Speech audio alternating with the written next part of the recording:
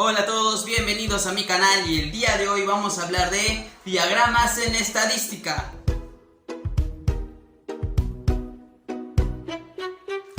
Las temperaturas registradas en la ciudad de Lima durante el mes de noviembre fueron, y nos dan 30 datos. Primera pregunta, ¿cuáles de los siguientes gráficos estadísticos no son recomendables para presentar esta información? Argumenta tu respuesta.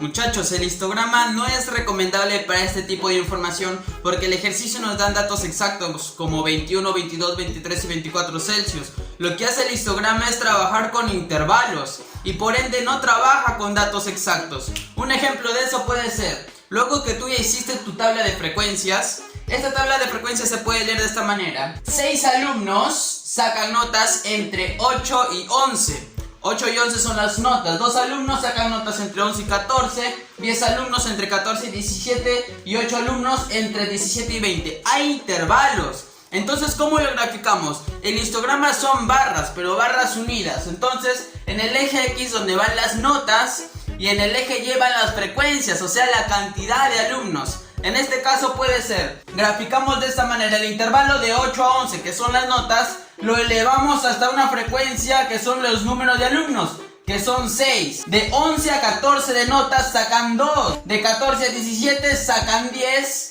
Y 17 a 20 sacaron 8 alumnos. El pictograma sí es recomendable para estos ejercicios, porque el pictograma trabaja con datos exactos y los grafica y los distribuye mediante dibujos. Por ejemplo, tenemos este diagrama, ahora ya no con intervalos sino con datos exactos. 6 alumnos sacan 8 de nota, 2 alumnos sacan 11, 10 alumnos sacan 14 y 8 alumnos sacan 17. ¿Cómo lo graficamos? Bueno, yo le he puesto como si cada representación fuera una persona.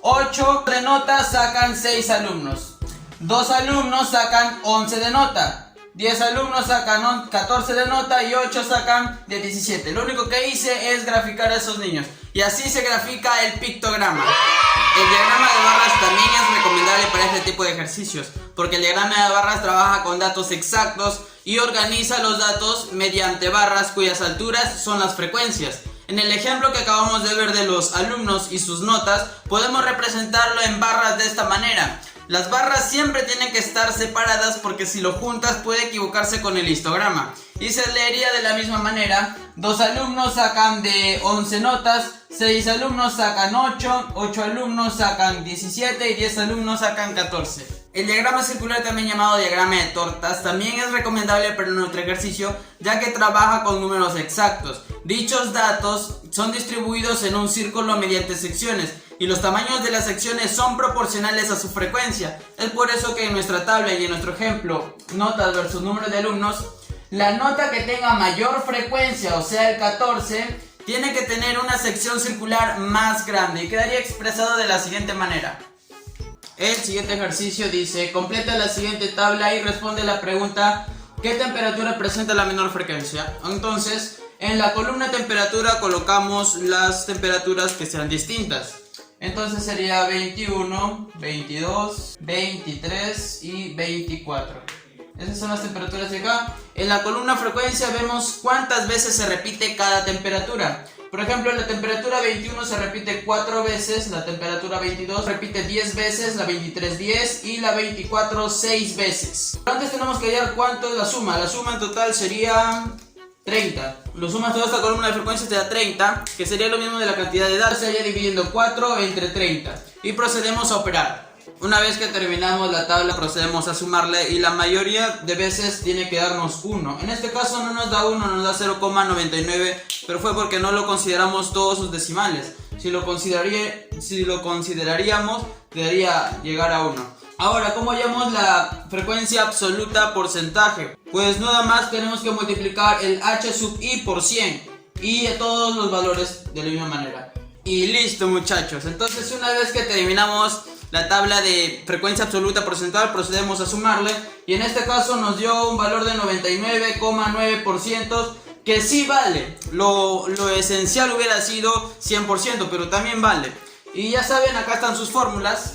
Y con eso terminamos la tabla. Ahora la siguiente pregunta es: ¿qué temperatura presenta menor frecuencia? Te fijas entonces en la tabla de frecuencias y nos da que el menor valor corresponde a la temperatura 21. En la pregunta número 3 nos dice ¿qué temperatura se ha repetido el 20% de veces? Y basta con ver la columna de obtenemos el 20% y así observamos que 24 grados Celsius es la temperatura que se ha repetido el 20% de veces. El ejercicio 4 dice es cierto que en más del 50% de los días las temperaturas registradas fueron de 22 o 23 grados Celsius. Justifica tu respuesta. Bueno, cuando nos dice 2 grados Celsius o 23 grados Celsius es una suma. En otras palabras, vamos a tener que sumar cuántos porcentajes se ha repetido en 22 y en 23 grados Celsius de la siguiente manera. Tenemos que de 22 grados Celsius se ha repetido un porcentaje de 33,3, entonces ponemos acá 33,3%. Y de 23 grados Celsius se ha repetido también 33,3. Ahora lo que nos piden es hallar la suma sería 66,6 grados Celsius. Entonces la respuesta sería que sí se ha repetido más del 50% de veces, tanto en el 22 grados Celsius como en 23 grados Celsius. En el siguiente ejercicio dice, se presenta el siguiente polígono de frecuencia que presenta el tiempo en horas que las personas de 5 a 35 años dedican a la lectura. Y ahí está el polígono. Y la pregunta número 5 dice, ¿qué variables estadísticas identificas en la gráfica? Explica brevemente las características de dichas variables. Bueno chicos, acá tenemos ya nuestro polígono de frecuencias y está distribuido en edades y en horas de lectura. Lo que nos preguntan es hallar las variables. Entonces nada más basta con ver nuestro eje X. Nuestra variable en el eje X son las edades y en el eje Y vendría a ser las horas de lectura. Vemos en nuestras claves y así de fácil chicos es besito. Edad y hora de lecturas. Ahora, nos preguntan también cuáles son las características de dichas variables. No te olvides que las variables son dos, pueden ser cualitativas y cuantitativas. Las cuantitativas se expresan en números, pero las cualitativas no. Y como sabes, las edades y las horas de lectura sí se expresan en números. Ahora, las cuantitativas tienen dos divisiones. Unas son discretas, las cuales no tienen decimales, y las que son continuas que sí tienen decimales. Ahora te hago la pregunta, ¿las edades tienen decimales? No, entonces vendrían a ser discretas. ¿Y las horas de lectura tienen decimales? Sí, puede ser 1,5 horas.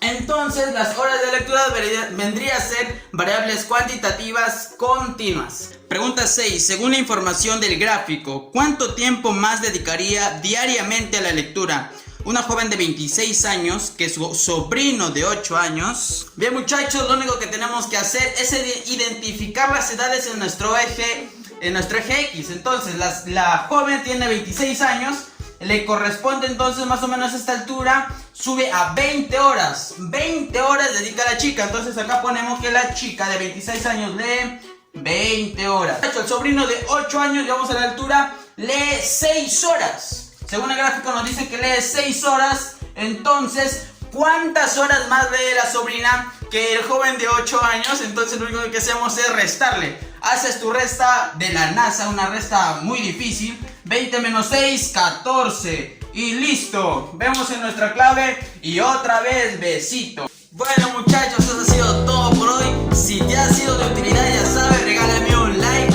y suscríbete porque tengo mucho contenido para compartir. Sin más, nos despedimos, será hasta la próxima y que Dios te bendiga.